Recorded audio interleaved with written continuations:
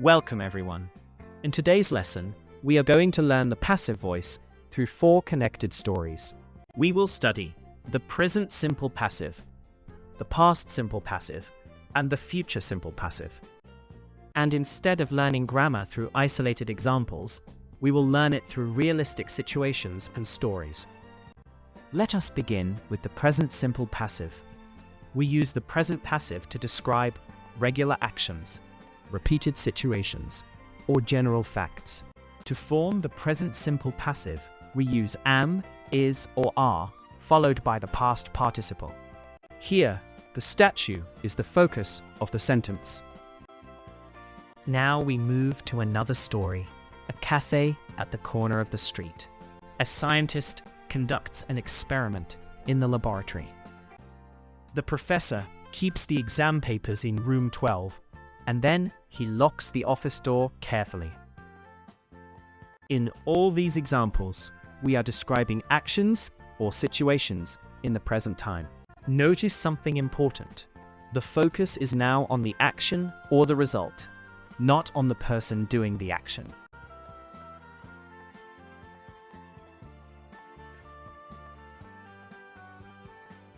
Now the stories become more dramatic.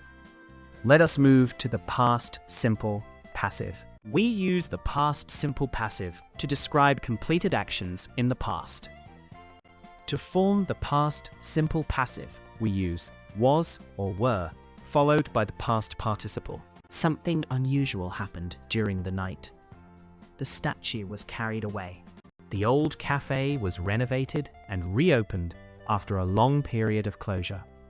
After many preparations, the experiment was finally conducted. And suddenly, a disaster struck. The exam papers were stolen during the night.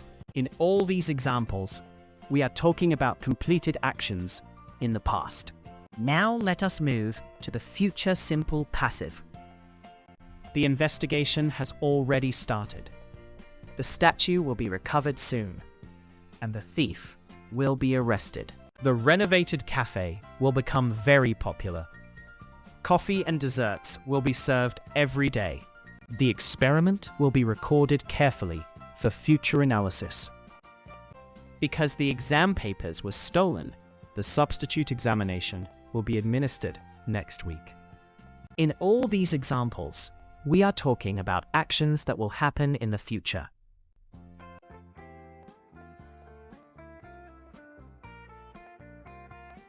In all these examples, the actions have not happened yet.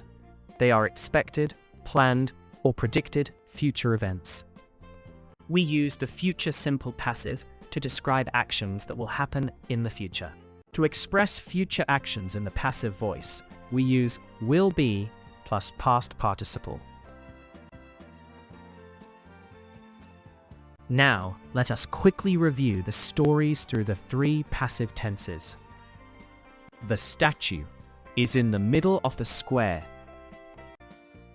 The statue was carried away. The statue will be recovered soon.